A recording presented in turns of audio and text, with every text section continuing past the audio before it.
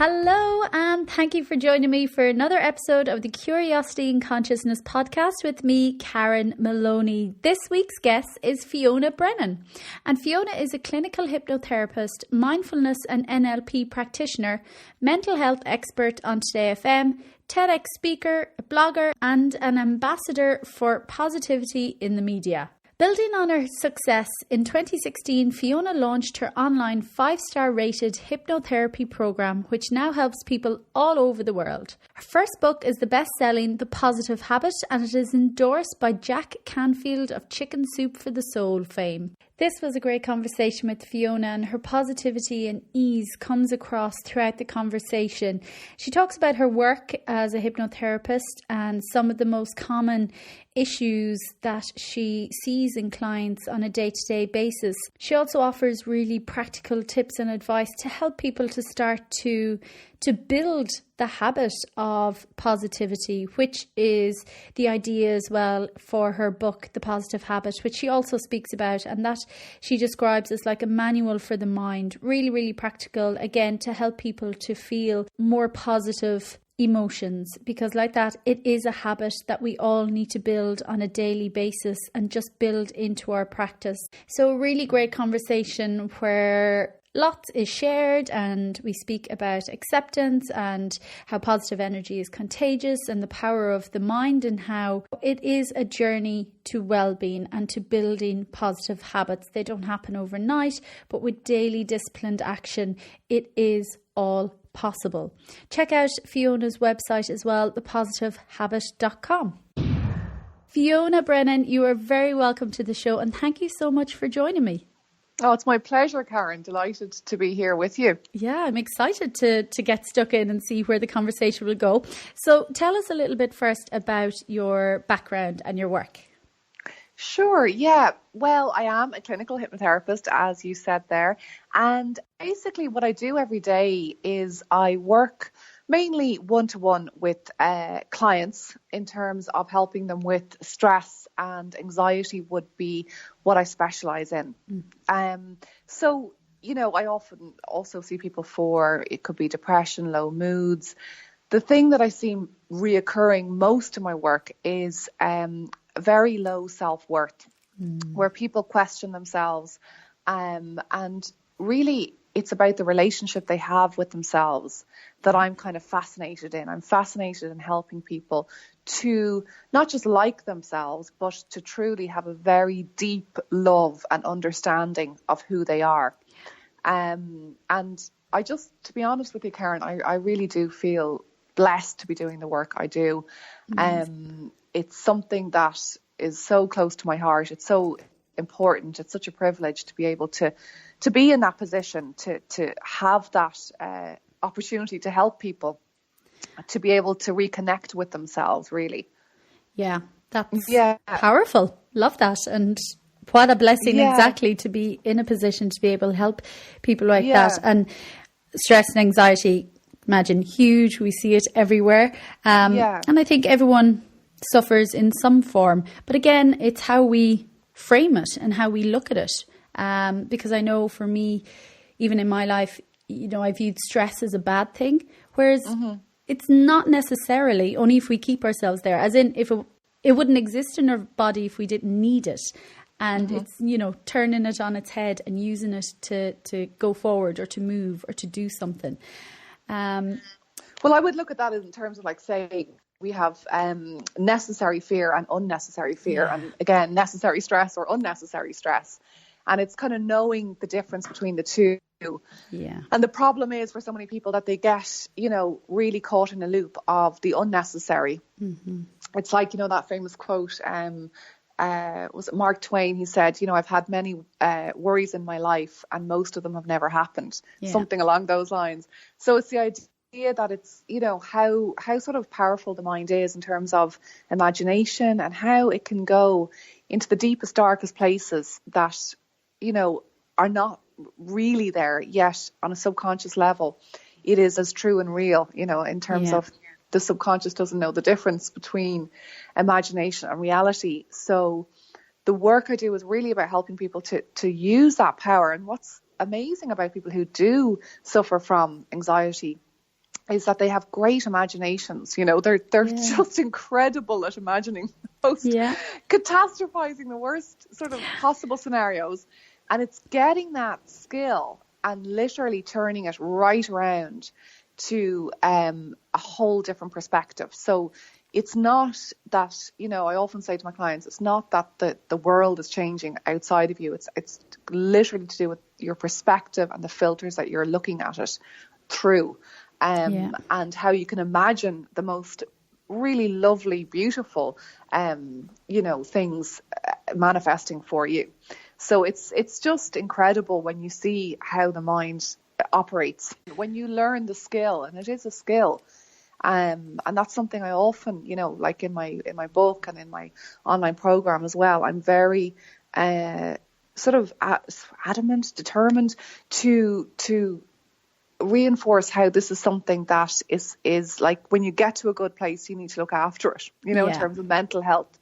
It's not something that you just sort of say, I'm okay now, I don't really need to do anything. It becomes a sort of, upward spiral, if you like, of getting mentally more and more fit, more and more fulfilled, reaching your full potential, self-actualizing. All of these things are something that you continue to progress with when you get over a sort of point where you are obviously stuck with, if you're suffering from anxiety or stress. So yeah, it's there's just so much I think that we can do. And I think giving hope to people, that's another thing that I really believe in, is spreading the message of hope. And I know you know a lot about this yourself, Karen, in terms of the science now that we have to back up, a lot of these claims that have been made over the years. We now have so much more evidence. It's like, oh, wow, thank God. Yeah.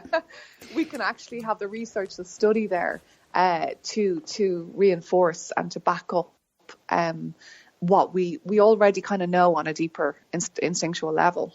Yeah, it's fascinating. And like that, I know even me personally, once I started, I suppose learning and realizing that, I'm not my mind and I can control it and change perspectives and all that. It's been really exciting. And I nearly look at it now, I'm like my own project nearly. And it's like, as in I need now, I fully get, and I got the whole self-love and everything as well, but I understood it cognitively without actually fully feeling it within my body as well. And then when that shift happened, it's just like, oh my God, I need to be my own best friend and my, hero, and kind of have that compassion and empathy for myself, no matter what's going on. And like you say, it's a practice.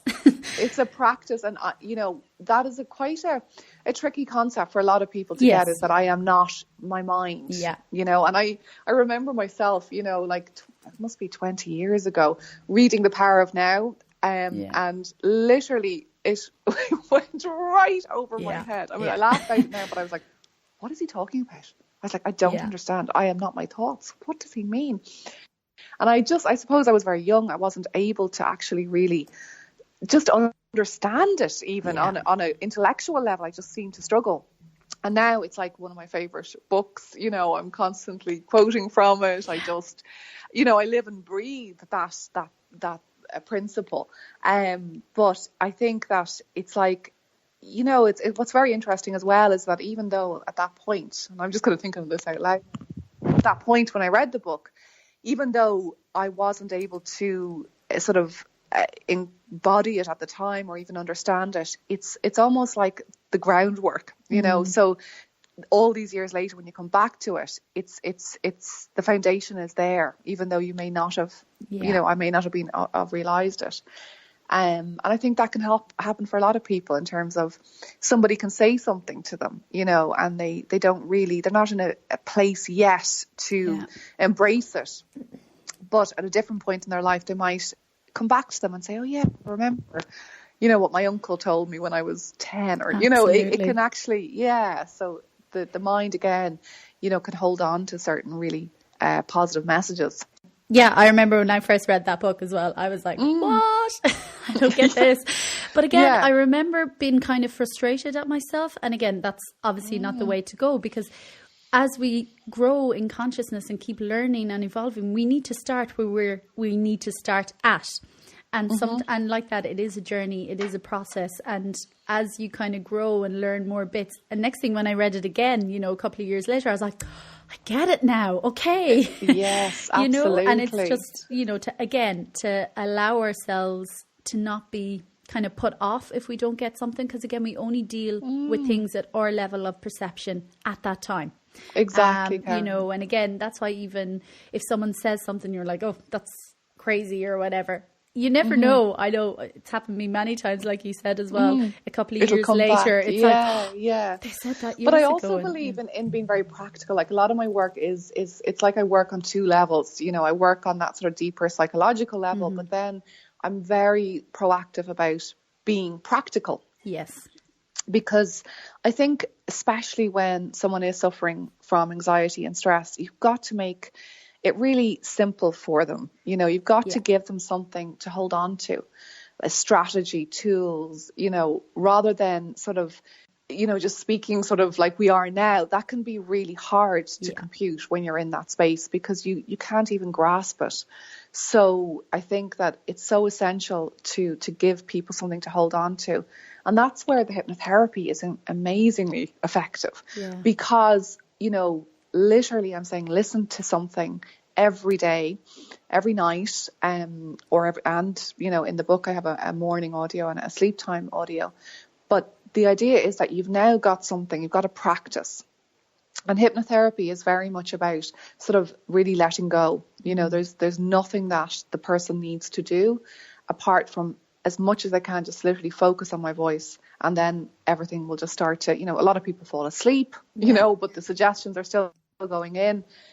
But it's having that sort of, you know, tangible skill and practice to hold on to that I think makes a big difference, I think, for people. So the power of now, maybe 20 years ago, if Eckhart Tolle had had it like an audio, I might have gone, okay. Yeah. You know, but it's just a really beautiful way of accessing the subconscious, which is where a lot of those kind of a lot of resistance is held on to, a lot of negative beliefs, a lot of habits. Absolutely. Again, habit being a huge part of my work. Definitely the practical and the steps and the step-by-step and the small steps build and taking the action. And you you published a book as well earlier this year, The Positive Habit. And it gives you practical information about dealing with anxiety or negative feelings. Yeah, it does. I mean, it's a very practical, like it's been, you know, described as a manual for the mind, if you like, in terms of that. It breaks down 6 positive emotions and how to generate them. So I look at grounding everything in the now habit, I call, which is basically mindfulness, meditation, awareness, because without that, there is nothing in terms of, you know, being able to even know what is happening for you, to observe your thought processes, etc. So everything is kind of grounded in that basis. There's a lot of research has gone into it, but then I break it down into 6 emotional habits that you start to create and cultivate yourself. And that's what I was talking about earlier in terms of the ability for us to imagine. But you can imagine as much as you can imagine fear and anxiety, you can imagine joy, love, happiness. So the first, there's 6 of them, as I said. So there's love, there's calmness, confidence, gratitude, hope, and happiness. And so it's almost like you're kind of going on this journey. You know, not that happiness is a destination, but it's very hard to be happy, let's say, if we're not calm. Yeah. Or it's very hard to be confident if we're not present. Or, you know, so it's kind of like that one naturally leads into the other. Yeah. Gratitude being a huge part of it, because I think gratitude is the greatest thing that we can use in times of great fear. Because if you think about it, it's really hard to feel grateful and anxious at the same time. So when you start to get into the habit, again, habit being so important, because it's like, you know, every day we have unconscious habits that we just automatically do. Brushing our teeth, you know, having our dinner, all of these routine type habits are really important. Obviously, it's important to brush your teeth. Yeah. I would recommend that. But what I mean is how you can incorporate emotional habits that support your mental well-being, so that it's bringing that same level of, becomes automatic over time, that you just are literally changing the pathways in your brain through that automatic and consistent practice. Yeah, that's powerful. I love it. The book, Manual for the Mind. Excellent. It's highly structured, and it's going really, really well. I mean, it was sold out very quickly, and it's been a huge success so far. It's only literally, I think it's 2 months now on the market. Wow. So it's really it's a wonderful thing to be able to do, because it's like I've made it as much as I can in terms of as if you're sitting there with me in the room. Yes. Because, obviously there's only so many people I can see in any one day. Yeah. So that's just I think that's what's amazing about self-help literature when it's done well, is that it has the capacity to really make a positive change in someone.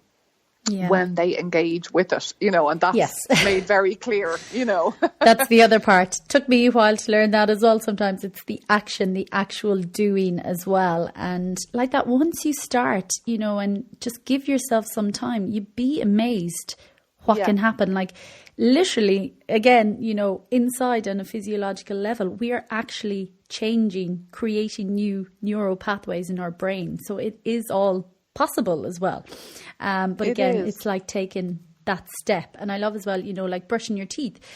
Yeah, we may just do it, and some mornings we're flying through it going, oh God, it's so annoying. But we know we're doing it subconsciously as well, because it's going to save us in the long run. It's a 2-minute step. We do morning and night, but it builds and builds and builds, so we don't have our teeth falling out. And we don't feel right when we don't do it. Yeah. Even, on a short-term basis, it doesn't, yourself, you feel like, oh, that's not, I need to brush my teeth. Exactly. Right. Yeah. Like there's something missing. So I love, how that makes it very relatable as well. It's the same with our emotions. That, to tune in and to just feel those high vibrational emotions on a daily basis as well. And again, they do change within our body physiologically, biochemically. And as well, we're changing our vibration and our frequency so we can attract and see more of the same around us. So I love it needs to be very practical and basic, but actually what we're doing as well. Even we don't need to understand, but just internally, big things are happening as well. Yeah, absolutely. And having said that, I mean, yes, it's called the positive habit, but one of the most positive things that we can do, and I think, this is something that we need to kind of challenge in terms of the whole positive thinking. And, there's a lot of sort of backlash on that in terms of, I just think positively, I'm going to, and that's not the work that I do in terms of, I do believe that the most positive thing we can do for ourselves is have the courage to sit with negative emotions, because they're there and, they arise, and it's incredibly empowering to be able to know that part of you does feel anxious, but you're cultivating another part that is able to soothe and soften that anxiety.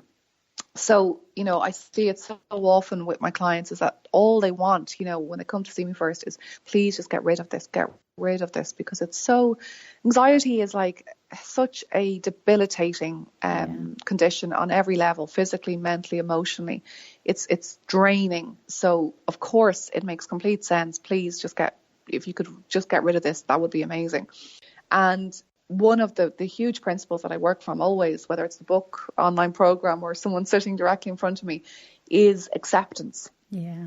And acceptance is like, we can sort of, again, intellectualize it, but to really, really embrace it and experience it is a different thing, because initially it's, understandable to reject that idea, because how can I just simply accept this? If I accept this, then that's the end, Yeah. But I think, and I know from my work, that it's the opposite. The acceptance is, in fact, the beginning. Yeah. Because, even if, like, a simple analogy, if you're walking down the street and you're going the wrong way and somebody taps you on the shoulder and says, oh, you want to go to visit X, Y, or Z, you need to turn around, and you say, no, I'm not accepting that, and you keep going, you know, you're never going to get to where you want to go. So just the ability for people, and it is really hard, Karen, because I mean, you know yourself, when you feel like that, you just want to get away from it. You don't want to feel like that. It's uncomfortable.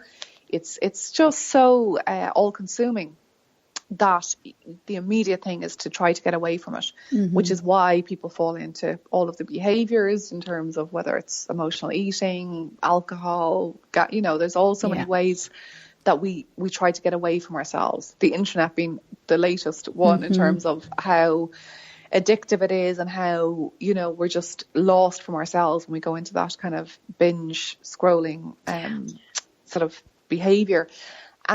So really working with people closely to help them to accept that part of themselves, with love, with kindness, with compassion. And really what's just so amazing and empowering is when you see people really taking that on board, it starts, the very thing that they want to happen starts to happen. Yeah.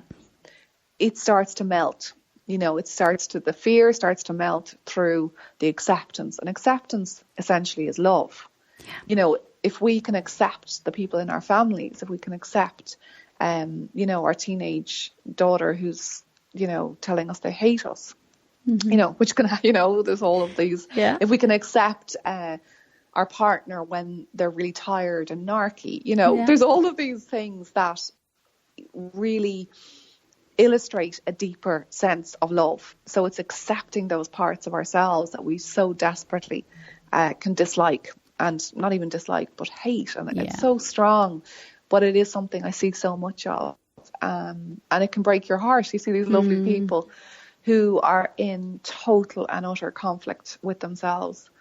And that is, I suppose, the what drives me forward every day. You know, my purpose, my overall writing goal is to help people, you know, to, as much as I can, to facilitate that process in terms of shifting from really that self-loathing to self-love. That's how I would sum it up. Powerful. And I can definitely vouch for acceptance. I know a couple of years ago, and I was thrown a massive curveball out of nowhere, and I thought that's it, that, you know, I'd never be able to rebuild my life, you know, it was over. And obviously in the first few days I was not accepting. I was just in hysterics and stuck to the bed, but something happened and, you know, this calmness came over me, and, you know, it was like my voice or a voice was like, okay, Karen, you have two choices here. You stay exactly the way you are and miserable and missing out in your life or whatever, or you accept this is your reality and you start to move forward. And I don't know, just something happened then. And I was like, okay. I was like, actually, no matter how much I drive myself insane, analyse this, go through 1,000,001 questions, which I had, and they were all in somewhat which is valid. Kind of part of the process as well. They all were valid, and it, you know, was a process. But I was like, but this actually is my reality. And what I felt it did is it really, for the first time I could say in my life, dropped me into the present moment, and gratitude as well. I just, every time that fear, that panic, that, oh my God, my life is over, took over, I just put my hands on my heart and just looked, literally, I would look around my bedroom, wherever I was, and be like, I'm so grateful for my bed. I've got walls, I've got heat, I've got water. And it just totally shifted my mindset as well. But that's exactly it. It's the power of the acceptance in that moment. Oh, yeah. And it wasn't easy from there on in. Like, it wasn't plain sailing, but it was absolutely 100% much, much easier. And like that then, I suppose I started to get a bit of separation as well. And then when I could feel myself all consumed or sad, I could kind of sit with it and be like, yeah, it's okay. You know, I am sad. And it's because, like you say as well, it's not about denying them or just being happy all the time, because that's not life either. But it's just that space and be like, okay, I feel sad, allow it, witness it, and then release it. And it really does pass, you know, and that's the thing, like, you know, we can have a sad moment or a sort of, you know, anxious hour, but it doesn't need to be the entire day or the entire week or the entire month or your entire life. You know, when you work from that principle of acceptance, it really does is amazing what it can do. But you'd be also amazed how much people can struggle with that. So that's amazing that you were able to. Well, like I say, there was an awakening or a divine intervention. I mean, because even how it came over me, it wasn't just me. All of a sudden, there was something much bigger at play, and that's why, as well, I've always been into kind of the universe, and that there is, we're not just physical beings. There's so much more at play that we don't even know. And I suppose that's when I was shown as well. And since then, just lovely. Plugged more into that. And what's so lovely about that is you can use that, soaking that memory into your neural network is something you can then refer back to and say, Definitely. well, look what happened when I did this before, and look how much it helped me. Yeah, because the opposite of acceptance obviously is resistance, and resistance to anything is going to keep us stuck, isn't it? If you think about it, it's like I'm resisting, even the fact that it's raining outside. Well, okay, good luck with that. I know, and it's so counterintuitive, but absolutely. And again, it's just all that, because when we do these things and allow ourselves as well, actually what we're doing is empowering ourselves. And I know that's definitely what I have felt since. And again, it's been a journey, since then. But every day I feel like I'm just getting stronger and stronger and more empowered. And again, like you say, it's feeling all the emotions though, but just not staying there, and building your habits and your daily practices that, keep you in those kind of high vibrational emotions as well. Like you mentioned as well before, that our brain actually doesn't know what's real and what's imagined, and that's magic as well, because like that we can create and feel, even think of our most happiest memory in our life, and instantly our body will feel those emotions, and in those moments we're changing as well. So it's exactly, and that's where hypnotherapy comes into it, in terms of, when you're in that really relaxed place and your conscious mind has quietened down. It's the noise in the mind that we can all carry, some more than others, but and so many people do suffer from that, where just the mind is just so busy, there's no space at all. So with hypnotherapy, you're slowing all of that down. And that's where you access the subconscious, obviously, which is the part that doesn't know the difference between imagination and reality. So, you can imagine, as you say, your happiest memory. I actually did that at my book launch. I did a sort of a little meditation and session. I had, Dermot and Dave from Stay FM. Dermot has actually trained as a meditation teacher now. Oh, so he's just totally woke and amazing presence to be around. So he did a guided meditation, and then I kind of, it was like we were sort of a spiritual double action. So then I love it. I just stepped in then and, did a short hypnotherapy. So he sort of helped quieten the audience's mind, and then I sort of went to program them in a sense of bringing up a really happy memory, and just, we forget what are positive emotions like in the body. What does it actually feel like when you are happy, when you are calm?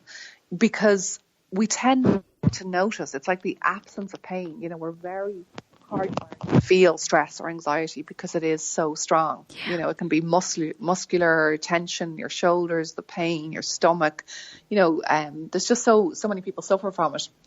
But when you start to actually go, hang on a moment, what is the absence of that? What does it feel like when I'm not stressed, when I'm not anxious? Oh, wow, that's what it's like.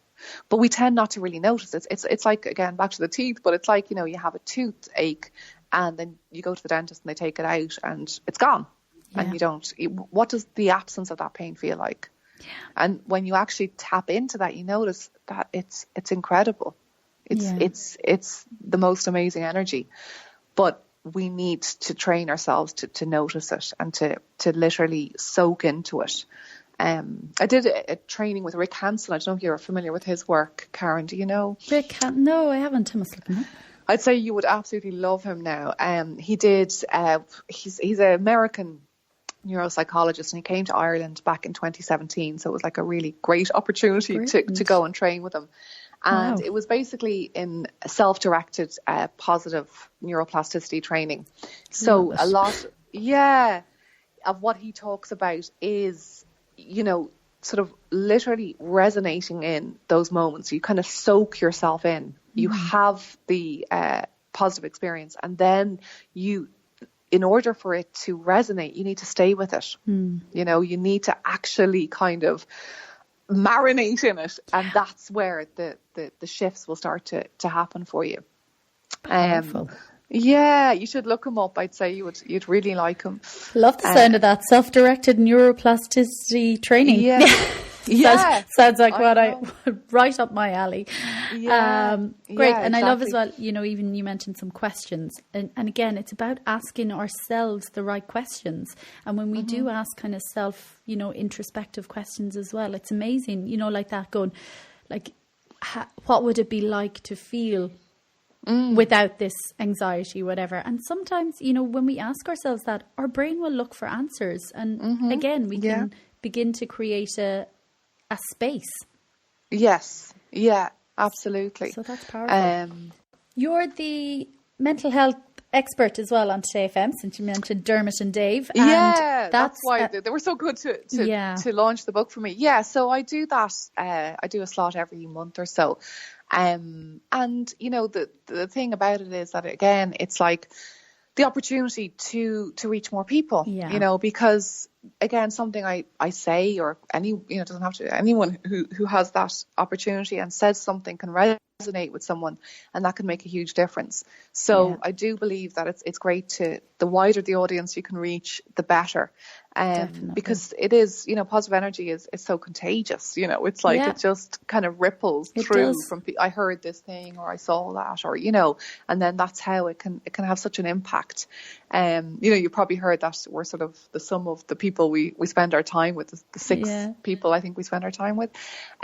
So, you know, that I suppose the responsibility that we have in many ways to create that energy within ourselves, because when you are in a better place, like you sound like, Karen, you're in a great place in yourself, but your energy then is a gift to everyone you come into contact with, you know, because that, even if it's just someone serving you, you know, a coffee, or, you know, someone you let out in traffic, or whatever it may be, you're sort of upping the vibration, as you say. Yeah. And I think that's what's just amazing is the gift that you give when you go beyond yourself. You know, it's when we're stuck within the self that we're kind of in that really negative, hard place. But when we do the work, when we start to self-actualize, then we're in a position to move beyond the self. And that is, it's a win-win situation, because the self, if you like, the person, feels so much better. You know, they feel healthier, stronger, fitter, happier. And as a result, then the energy they create, obviously, you know, has that impact on everyone around them.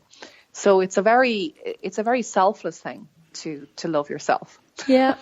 You know? And it definitely ripples, because, you know, again, we can always feel it off other people. We can get a vibe, whether positive or negative or that. And I love again how you mention again the responsibility word.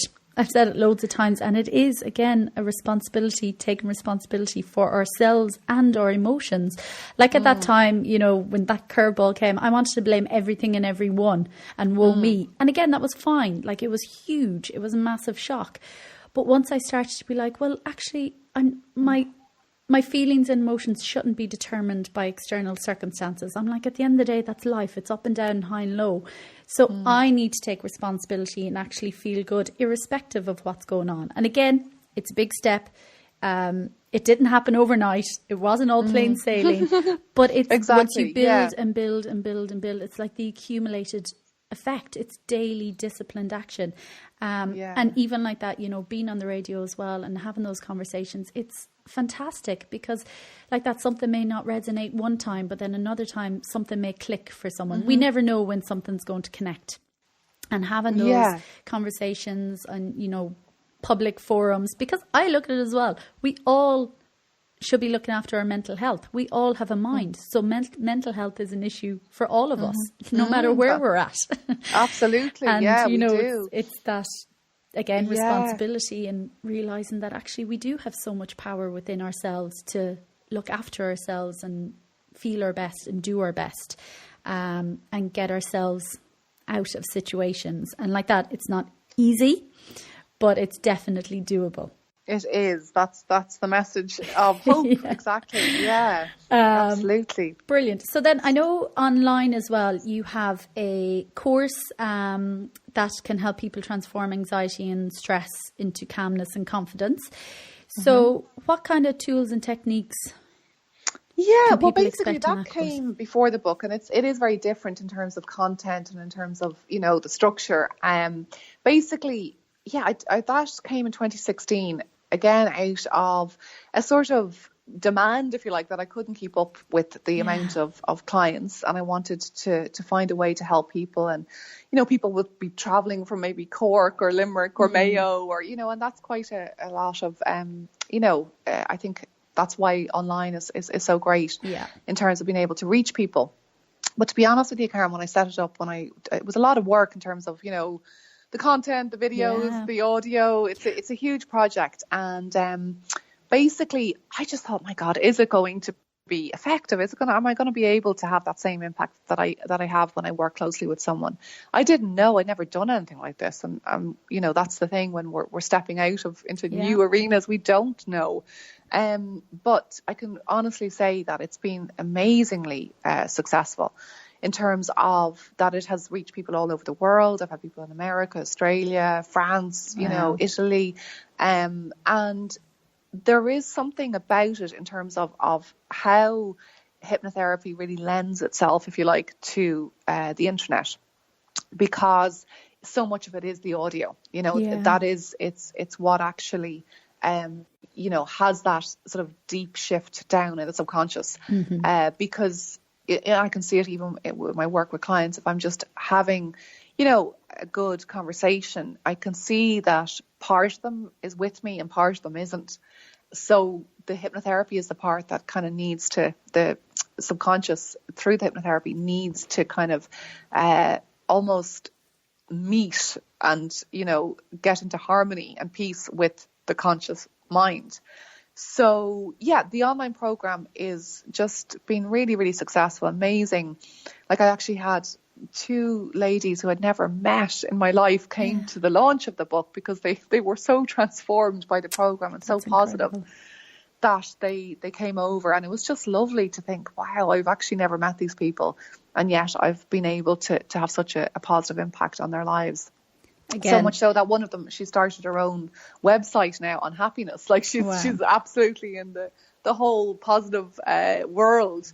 So yeah, it is something that, you know, I find is a great resource to have for people. It's affordable and accessible as well, you know, in terms of being able to, you know, do it in your own time. There's a lot of advantages to it. You know, having said that, some people will obviously need much more sort of closer one-to-one work as well, or, you know, instead of, but it's just a great thing to have. It really is. So the book was the kind of natural progression, follow I suppose. on. Yeah. And again, it's you know, the feedback so far, it's only a couple of months, but it is phenomenal in terms of the effect it's having on people. Which I think is just amazing. Well, like you say, and, you know, well done in putting the effort into all those things, because they're not easy to create, but by having them out there, you know, it's having that access to a wider audience, to people, you know, who need it. And again, the ripple effects, the positivity, it's just brilliant. I'm like, yes, well done. Love it. And as well, I listened to your TEDx talk as well, and you speak about Magic Girl. Oh, yeah. I love Magic Girl. Tell us a little bit about Magic Girl. Yeah, well, I suppose Magic Girl is that's how people who haven't seen that TED Talk, what is going on? Basically, when I'll link them all afterwards in the show notes as well, so they'll be able to watch it. Super. Yeah, basically, when I was a little girl, I had a imaginary friend called Magic Girl. And she would sort of step in whenever I needed her in terms of, you know, I would have little conversations with her. And it sounds off the wall, but a lot of children do have imaginary friends. And obviously now, you know, it sounds so funny, but she's still with me today in terms of, you know, I would say that she's the part who wrote the book. She's the part who, you know, developed the program. She's the part who who sort of gives me so much hope and clarity in my life. And really, she represents my true self, or my higher self. Yeah. And I think that we all have that part of us within us. But we lose them, and I speak about that in the TEDx. And it was actually quite like emotional, because when I was training for that, or, I was getting mentoring for it, and the original one was not quite so personal at all. And I just mentioned something about the moon, but the person who was guiding me said, look, that's actually really interesting. You need to go in there more. And part of me wanted to hold back, because I felt, a bit uncomfortable with that sort of exposure, if you like. Yeah. But I did. And, I'm glad that I did, because that's what resonates. It's to know that people, have been through this. So, I mean, I've been through a lot of major stress and anxiety in my life myself, and I think as hard as that was, it is actually what fuels me, and allows me to understand my clients in a way that I don't think, and I know we all do suffer in different ways, as you said yourself, but I think when you've really gone through that chronic level of anxiety, you do have a really good understanding of what that's like. Yeah. So I talk about, I lost Magic Girl. So Magic Girl is the sense of how she was guiding me, protecting me. And when I lost her for a good period of time, it's like I forgot about her. Yeah. I forgot about that part of myself. It's like that part we all have, I think, in terms of, the part that when you're talking about, that just had that realization that, it's like a divine part of us that says, okay, there's no point resisting anymore. I'm going to accept this. I'm going to work with this. And, got you out of the bed and got you back into to finding solutions to whatever it was that you were having to deal with. So, Magic Girl is alive and well, and brilliant. I think it's brilliant that you shared it as well, because again, and I don't have a name, but I can relate. For me, it was very much, I felt like it was connecting to my divine feminine, which I had been completely cut off from, I realised as well. And that divine feminine is like vulnerable, but there's so much power in that vulnerability, and there's this fearlessness and fierceness. And since I reconnected to that part of myself as well, it's just magical. And it's very Beyonce as well. Like Beyonce talks about Sasha Fierce. Okay. Beyonce's always talked about Sasha Fierce, like it's Sasha Fierce who is on stage and creating and doing all the dancing. She's very different. She's very introverted and quiet and soft-spoken. But Sasha Fierce is like her alter ego. But that inner part of her that's just like, fierce and fearless kind of thing. A bit like Magic Girl as well, or that there's just that other confidence, and the relationship or boost that you have with yourself, that there is this sense of love, that there's part of you there that you can rely on, that is going to help you. That's just an amazing feeling to think. Yeah, completely. Brilliant. That whatever comes your way, you've got part of you there that knows how to handle this. Yeah. It's like a sacred space that, again, we all have, but we need to reconnect to it, you know. A lot of us have lost sight of that. Yeah, it gets buried. We suppress it under everything else. And like you mentioned as well, it is, well, I believe anyway, it is that higher part of ourselves. It is much, much more deeply rooted, but also more connected as well to the bigger picture. So exactly, Karen. Yeah, brilliant. It is fascinating, isn't it? It's exciting. Oh, it's so fascinating. But then, so obviously as well, what kind of practices do you do consistently, to make sure that you're kind of in your best mind frame? That magic frame. Yeah. Magic Girl is not suppressed again, that she's just kept there by your side. Yeah. Well, again, meditation is a big part. So every morning I call it RPM, and I learned this sort of little acronym from David G, who is the person that Dermot from Today FM trained with. So he had trained with Deepak Chopra. Yeah, I heard him recently. Someone mentioned his name. Yeah. Yeah. So he was in Ireland again not that long ago. And I was doing this anyway, but it's just a really handy way. It's called RPM, Rise, P, meditate. Great. Because when you try to rise and you don't pee, you can be there, oh my God. Yeah. So it's just like this really very handy little structure in the brain that can help you to get straight into it. And I think the morning and the night are the most important times for the subconscious to be, it's the most malleable time, because we're just coming through. The conscious mind is just slowly emerging and the subconscious is still very much present.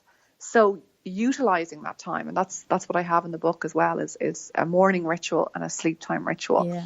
Because when you actually say, okay, those periods of time every day, it's like bookending your day.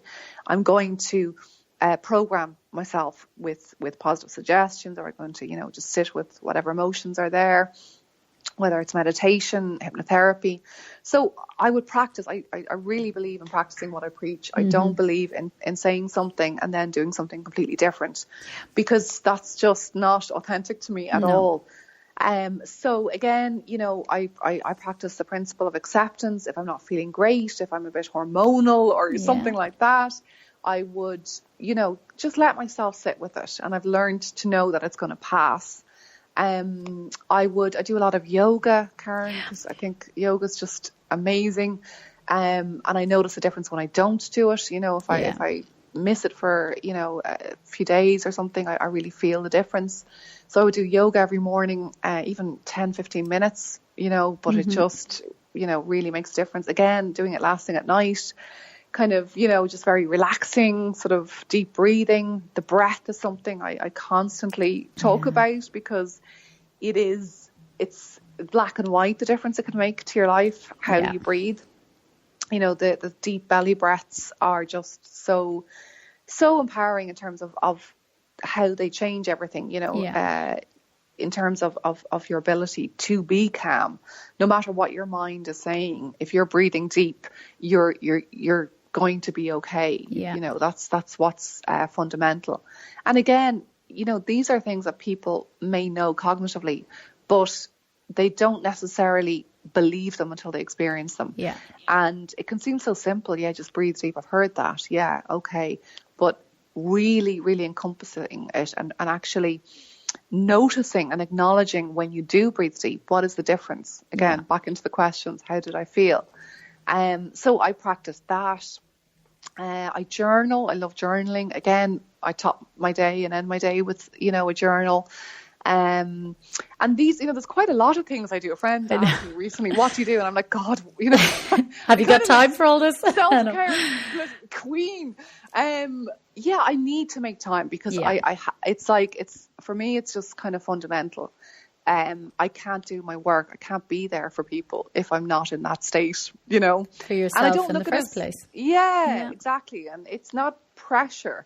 It's just the habit of it. So it's very automatic for me. I don't even, it's not like, oh God, I better do this now. I should really. It's just, I'll flow into it. My body will start to look for the stretches. That's it. Yeah. So I'm big on self-care. Yeah. and that's what I recommend to my clients, that they need to do that too. But most people, as I'm sure, you'll have heard, is I don't have time. Yeah.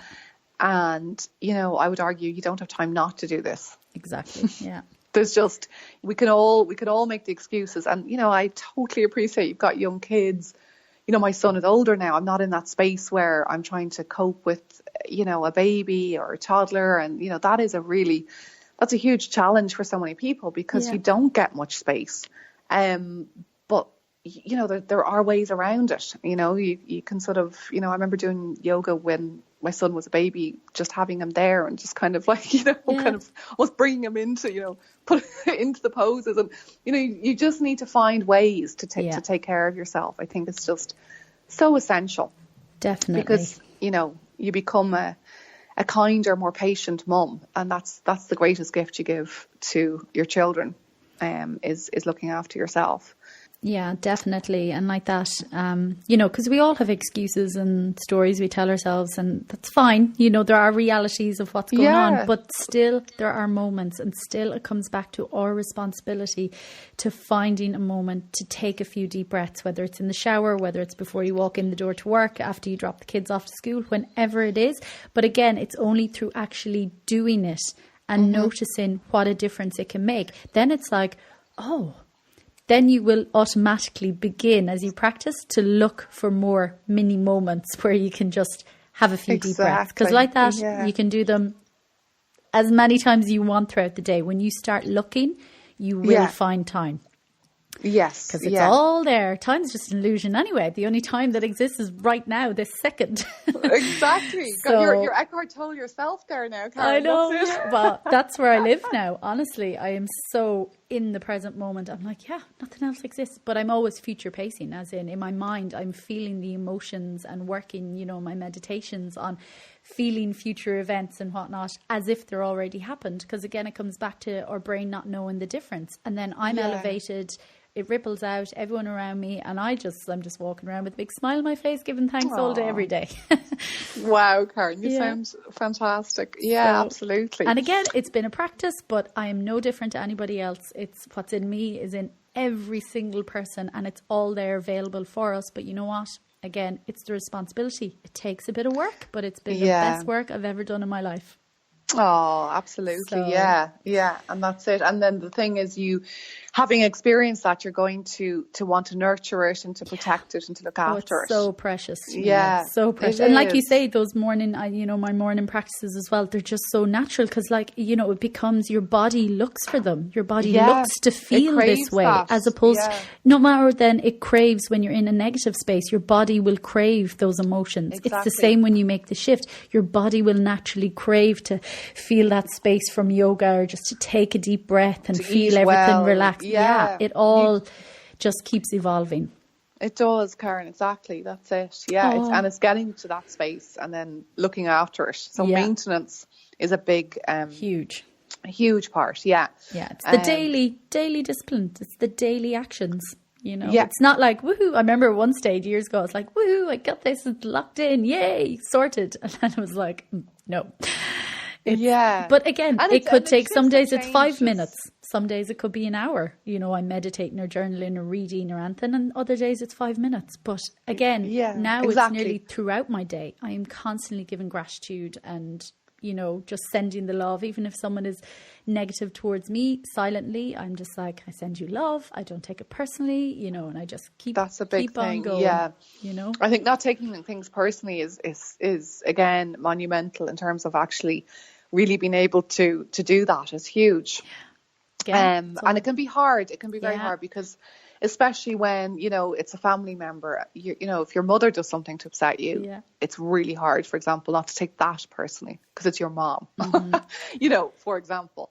But when you do start to really see that, you know, you can look behind the behavior, you can create compassion, then even if it is your mother, you're able to start to not take things personally. And that it transforms relationships. It really does, you know, and the thing that we all want at the end of the day, you know, so much research indicates this is to be loved, and our connection to others is fundamental. You know, that's the sort of longevity in terms of what helps us to live long lives is our connection to other humans. So the more that we can improve and build on our relationships through that practice, we're fueling again ourselves and the relationship, because the very thing we want is to receive love, especially from our mother or, you know, our family or our partner, our children, our friends.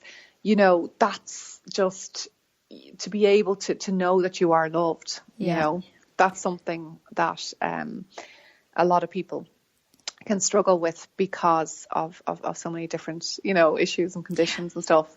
But not taking things personally is literally like opening a huge big door to improving your relationships. Yeah, No, and more I talk so. about that in the book quite a bit, actually, is don't Fantastic. take things personally. Yeah. Yeah, as much as you can. And again, it's a skill. You get better at it Yeah. over time. You start to sort of realize that it's actually not about you, you know. It's about, Don Miguel Ruiz. Yeah. That's one of the 4 agreements. Every day. Yeah. Every morning, every night I say them. Okay, yeah, and they Love are them. absolutely, they're so simple yet so effective, aren't they? Yeah. And for people who may not know, do not take things personally. Do not make assumptions. Always try your best and be impeccable with your word. That's right. Yeah. Yeah. And I love them because, they have such value, to be impeccable with your word is to be honest, to be truthful. And when you do that, you're just living from a different place again. There's no fear there of what did I say? Or, oh God, did I tell them something different? That can be, again, very damaging for self-confidence. So yeah, I would say that one for relationships, not taking things personally. And that's one of the things he says, nothing people do is because of you. Nothing anyone ever says or does is because of you, even if it's directed at you. Even if they're saying, I don't like your dress, it's not about you. Yeah. And it's not about the dress. But it can, it feels so personal. Yeah, exactly. Yeah. Again, it's what's going on in them and their perception at the time or whatever's been triggered. And exactly. Again, there's always more to it. And I know is. I found, even from those 4 agreements, I say them all the time, that even now, if I find myself taking things personally or whatever, getting in that, because again, I'm human, I'll even hear his voice where I'll know spoken. I'm like, oh yeah, just don't take it personally. It's them. And again, it's connecting back to my own inner truth and that higher self and knowing, okay, yeah. And like you talk about the love and connection and the relationships and everything as well. And again, it all starts with, the relationship with ourselves, really. And that's what all these things help with as well. Yeah, absolutely. 100%. I couldn't agree more, Karen. I really couldn't. Fiona, I honestly could talk for so much longer because there's just so many things going around my head, but the time is just flying away. It's flown by, I know. Absolutely flown by. It's been a pleasure, and I will link your website and everything on the show notes, but just tell us your website, because I know you've loads of resources as well on there that people can check out. .com. Perfect. Great, and thank you so much again. Pleasure to speak to you, Karen, and you've got great energy, so thanks for sharing it with me. Likewise, thank you so much. Okay. And very best of luck. Thank you for tuning in to another episode of the Curiosity and Consciousness podcast. Be sure to like, subscribe and share the podcast on iTunes, Spotify or Stitcher. Also log on to www.karenmaloney.wellbeing.com and click podcast for the full show notes and links.